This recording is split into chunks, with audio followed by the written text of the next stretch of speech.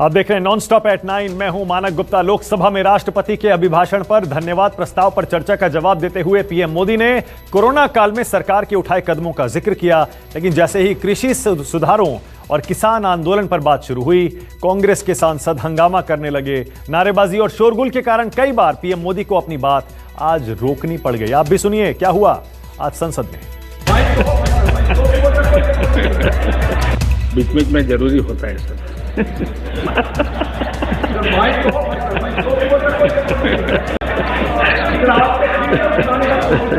बीच में जरूरी होता है सर। प्लीज अभिनंदन जी, प्लीज एक मिनट बैठिए बैठिए बैठिए। मैंने इस विषय पर अभिनंदन जी प्लीज, अब ज्यादा हो रहा है, अब ज्यादा हो रहा है। बंगाल में भी टीएमसी से ज्यादा पब्लिसिटी आपको मिल जाएगी। ऐसी डिवाइडेड पार्टी, ऐसी कंफ्यूज पार्टी न खुद का भला कर सकती है, न देश की समस्याओं के समाधान के लिए कुछ सोच सकती है। टोका टोकी, हंसी ठिठोली और तनातनी के बीच कांग्रेस और टीएमसी सांसद सदन से वॉकआउट कर गए, लेकिन इससे पहले सदन में जबरदस्त शोरगुल हुआ। पीएम मोदी ने जैसे ही किसान आंदोलन का जिक्र छेड़ा, कांग्रेस सांसद अधीर रंजन हंगामा करने लगे। पीएम को कई बार अपनी बात रोकनी पड़ी। इस कानून के कलर पर तो बहुत बहस कर रहे थे। ब्लैक है कि व्हाइट है, ब्लैक है कि व्हाइट है। अच्छा होता उसके कंटेंट पर चर्चा करते, अच्छा होता उसके इंटेंट पर चर्चा करते। आंदोलन कर रहे सभी किसान साथियों की भावनाओं का ये सदन भी और ये सरकार भी आदर करती हैं, आदर करती रहेगा। और इसलिए कानून लागू होने के बाद न देश में कोई मंडी बंद हुई है, कानून लागू होने के बाद न कहीं एमएसपी बंद हुआ है। इतना ही नहीं, एमएसपी की खरीदी भी बढ़ी है और ये कानून नए बनने के बाद बढ़ी है। और इसलिए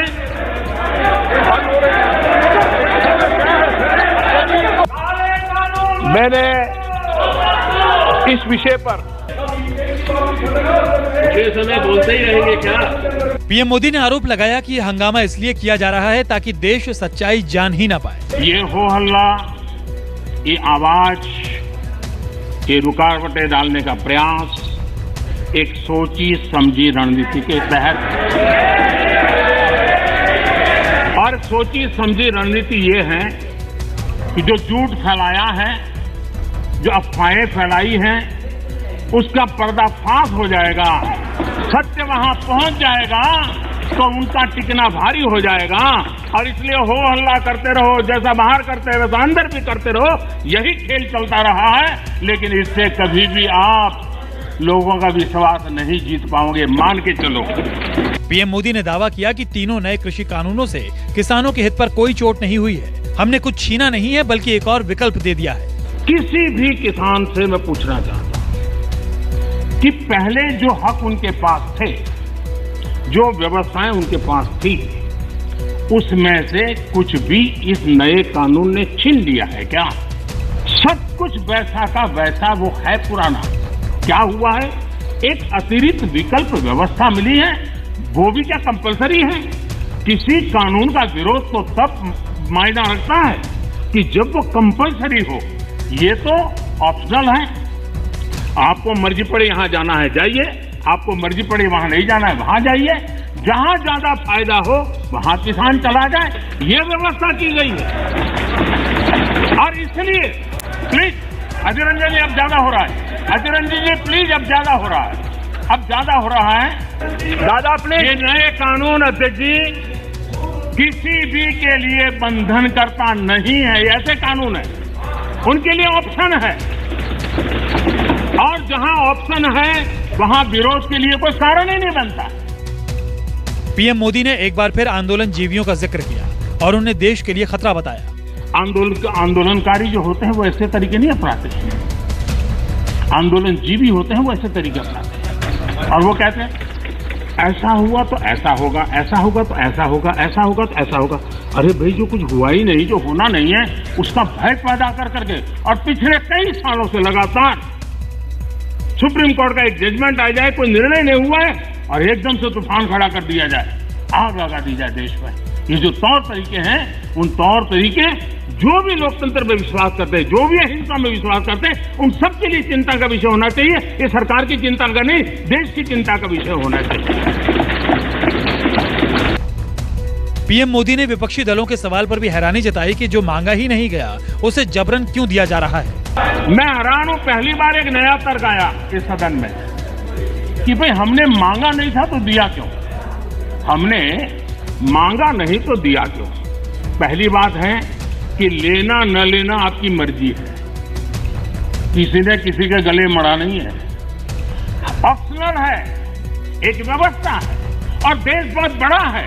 हिंदुस्तान के कुछ कोनों में इसका लाभ होगा, हो सकता है किसी एक आध कोने में न भी हो, लेकिन ये कंपलसरी नहीं है और इसलिए मांगा और दिए का मतलब नहीं होता है। लेकिन मैं फिर भी कहना चाहता हूं, इस देश में माननीय अध्यक्ष जी, दहेज का कानून, दहेज के खिलाफ कानून बने, ये इस देश में कभी किसी ने मांग नहीं की थी, फिर भी देश की प्रगति के लिए कानून बना था। माननीय अध्यक्ष जी, ट्रिपल तलाक, इसके खिलाफ कानून बने, ये किसी ने मांग नहीं की थी, लेकिन प्रगतिशील समाज के लिए आवश्यक है, इसलिए कानून हमने बनाए हैं। हमारे यहाँ बाल विवाह पर रोक, किसी ने मांग नहीं की थी कानून बनाओ, फिर भी कानून बने थे, क्योंकि एक प्रगतिशील समाज के लिए आवश्यक होता है। लोकसभा में शोरगुल और हंगामे से खिन्न हुए पीएम मोदी ने कांग्रेस को कंफ्यूज और डिवाइडेड पार्टी तक बता दिया। कांग्रेस पार्टी जिसने करीब 6 दशक तक इस देश में एक चक्री शासन किया, ये पार्टी का ये हाल हो गया है कि पार्टी का राज्यसभा का सबका एक तरफ चलता है और पार्टी का लोकसभा का सबका दूसरी तरफ चलता है। ऐसी डिवाइडेड पार्टी, ऐसी कंफ्यूज पार्टी न खुद का भला कर सकती है, न देश की समस्याओं के समाधान के लिए कुछ सोच सकती है। इससे बड़ा दुर्भाग्य क्या हो सकता है। मैं जिसे ओढ़ता बिछाता हूं, वो गजल आपको सुनाता हूं। मुझे लगता है ये जो साथी चले गए, वो जिन चीजों के अंदर जीते हैं, पलते हैं, वो वही सुनाते रहते हैं। कुंदन सिंह के साथ मनीष कुमार, दिल्ली, न्यूज़ 24।